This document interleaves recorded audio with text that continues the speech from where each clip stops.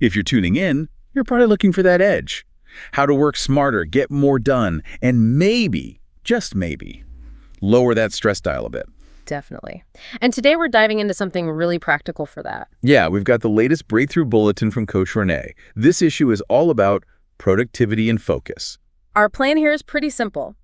Break down this bulletin, pull out the core insights, and give you a fast track to being well-informed on this.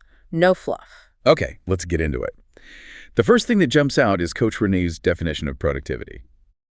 Well, it's different. It really is. She argues it's not about the grind, not about sheer hours logged. Right, it's about clarity, intention, and this is the key part, honoring the energy it takes to actually focus on what truly matters. Exactly. It forces you to stop just, equating being busy with making actual progress, the ability to focus, to do meaningful work.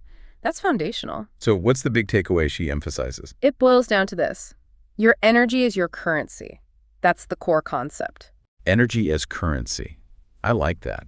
It makes you think, where am I spending it? Or maybe, where is it getting taxed or wasted without me realizing? Precisely. We leak it all the time. Low-value meetings, constant scrolling, distractions, not preparing properly. It adds up. It really does.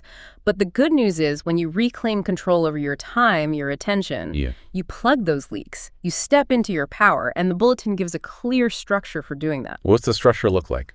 It's 3 actionable tips, 2 really thought-provoking questions, 1 practical activity, and then 1 sort of nugget of wisdom to tie it all together. Okay, great. Let's move from the why straight into the how. What are these actionable tips for building momentum? Tip 1 hits a really common pain point. Time block your priorities. Ah, yes. The classic reactive calendar problem. We let everyone else fill our day, right? Emails, random requests, meetings. And then hope we'll somehow find time later for our own important work, which, let's be honest, rarely happens. So what's the specific application here? It's straightforward, but requires discipline. Identify your top 3 priorities for the day. Just 3. And then physically block out time for them on your calendar. Protected time. And she emphasizes these aren't just suggestions on your calendar. They need to be treated like non-negotiable appointments with your future self.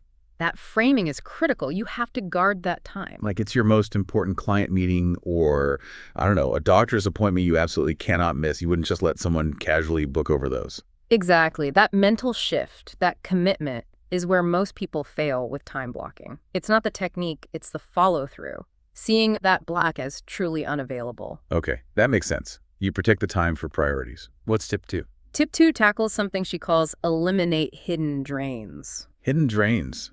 I'm intrigued. It's not just the obvious stuff then. Right. We often focus on big distractions, but she points to the smaller, insidious things that just chip away at our focus and energy. Like what specifically? Things like mindlessly scrolling social media feeds, trying to multitask during focused work sessions, or even saying yes to commitments that don't really align with your goals but feel obligatory. The little leaks that eventually sink the ship kind of thing? Precisely. They compound into overwhelm, and there's a great little micro-step activity tied to that. What is it? You actually write down 3 recurring activities that you know drain your focus. Be honest about it. Okay. Then you physically cross out just one of them, and here's the important part. You replace it immediately with a planned 5-minute reset ritual. Ah, so you're not just stopping something, you're consciously replacing it. Exactly. It's about reclaiming that mental bandwidth, restoring that energy currency we talked about. And the reset could be anything simple, like stretching, deep breathing, stepping outside for a minute. Yeah, exactly. A strategic pause. It's surprisingly powerful. Okay. That feels doable. It connects well with the idea of managing energy, which leads us, I guess, to when we should be doing our most important work. Perfect segue. Tip 3 is all about protecting your brain's golden hours. This is based on chronobiology, right? The idea that our brains have natural peaks and troughs in energy during the day. That's it. Some of us are sharpest first thing in the morning. Others hit their stride mid-afternoon. There's no one-size-fits-all. So the strategy is? Simple, but often overlooked. Track your energy levels for just, say, 3 days. Notice when you feel most alert, focused, and clear-headed. Those are your golden hours. And once you know them, you guard them fiercely, just like the time blocks. Reserve those peak times for your high-leverage, most demanding work, the stuff that requires real brain power. Right. Don't waste your best mental energy on answering routine emails or admin tasks. Exactly. Save those lower energy windows, like that classic post-lunch slump, for the less demanding stuff. Admin, catching up on reading, maybe some creative brainstorming that doesn't require intense focus. So you're working with your natural rhythms, not constantly fighting against them, spending your energy currency wisely. You got it. Okay, so those are the 3 core actions. But Renee doesn't stop there. She pushes us to think more deeply. The thought-provoking questions section. Right. This is about challenging our assumptions, shifting our perspective, which is crucial for any real lasting change. What is the first question? It's a zinger. Where am I mistaking movement for progress? Oof. Yeah, that one hits home. It's so easy to feel productive just because you're busy ticking off small tasks. Clearing the inbox feels great, doesn't it? It gives you that little dopamine hit. Totally. But does it actually move the needle on the big, important projects? Often. Not really. That's the trap. Busyness feels like accomplishment, but activity without clear direction just leads to burnout. It's running on a hamster wheel. So this question forces you to really examine what results am I actually generating versus just, shuffling papers. Exactly. And the action item she suggests is simple but insightful. At the end of each day, look at what you did. Circle just one task that you realize was more movement than real progress. And then just reflect for a minute. How could I approach that differently tomorrow? Or maybe not do it at all. Daily self-correction. I like it. Okay, what's the second question? Question 2 focuses on leverage. What single change would dramatically increase the impact of how I spend my time? The 80-20 principle for your schedule. Looking for that one small tweak that gives big results. Precisely. It shifts the focus from trying to do more things to doing the right things or doing things differently. And often it is just one thing, isn't it? Like finally delegating that task you hate, or turning off notifications during focus blocks, or committing to that morning walk. It really can be. It might seem small, but the ripple effect can be huge. So what's the commitment tied to this question? Write down that one high-impact change you've identified. Just one. And commit to experimenting with it for only 3 days. See what happens. It makes it less daunting. It's not a lifelong change immediately, just an experiment. Which is a great bridge to the main practical exercise in the bulletin. You mentioned an activity. Yes, the Clarity Calendar audit. This is where the rubber really meets the road. It's designed to give you undeniable proof of where your time and energy are actually going. Because the calendar doesn't lie. Right. It shows the reality, not just our intentions. Exactly. Your calendar tells the truth about your priorities. So Renee breaks this audit down into 4 stages. Okay, walk us through them.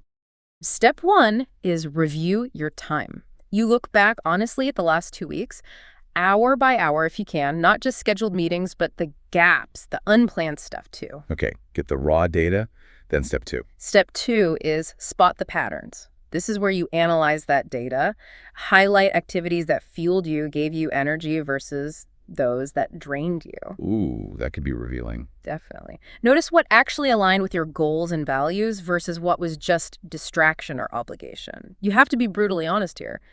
I really spent 6 hours on pointless email chains. Facing the music.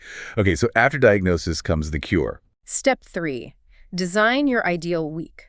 Based on what you learned, you proactively structure your upcoming week. Block time for your priorities first. Schedule those golden hours. Build in buffers for thinking, planning, even rest. And consciously set boundaries around those low-value commitments you identified. Yes. You're creating the structure that supports your focus and energy, not undermines it. And the final step. Step 4 is commit and refine. You actually print out or save this ideal schedule. You commit to following it as closely as possible for a week, and then you adjust. It's not meant to be perfect first try. It's an ongoing process. So it's a cycle. Audit, design, commit, refine. Exactly. It makes managing your time a proactive, iterative process. This whole framework, the tips, the questions, the audit, seem to loop back beautifully to that initial idea about energy and intention. It really does, and that brings us perfectly to the final nugget of wisdom shared in the bulletin. Okay, hit me with it. It starts with a pretty bold statement. You will never find time for anything. That challenge is a phrase we use all the time. I need to find the time to. Right. It implies time is just hiding somewhere, waiting to be discovered. But Renee attributes the deeper wisdom here to Charles Buxton. And what did Buxton say? If you want time, you must make it. Make it, not find it. That's a powerful distinction. It perfectly sums up the whole philosophy here. Time isn't passive. It's actively created through conscious choice. through prioritizing. Waiting for the right time, the less busy time. Yeah. It's usually just a form of procrastination, a myth we tell ourselves. Exactly. You shape your life, your priorities by deciding what earns your attention, your energy right now. You make the time. So bringing this home for everyone listening, the bulletin leaves us with one final challenge, doesn't it? It does. A question to really sit with. Which is, where in your life right now are you waiting to find time? Maybe for that passion project, that health goal, even just for rest. And then, the crucial follow-up. What would truly shift for you if you stopped waiting and instead decided to actively make that time, starting today, starting this week? That shift from passive waiting to active creation, that really feels like the heart of it all. It is. Yeah. And that's the value packed into this bulletin. It's a shortcut, really, to gaining that clarity, focusing your precious energy, and building sustainable success without burning yourself out. Absolutely. Well, if this conversation sparked something for you, if you enjoyed this kind of focused exploration aimed at personal growth and gaining real insight, then definitely hit subscribe. Yeah, we'll be back soon digging into other complex topics to bring you clarity and actionable takeaways just like this. You can find those subscription links right in the description or caption. Thanks for joining us. Until next time, go make time for what matters.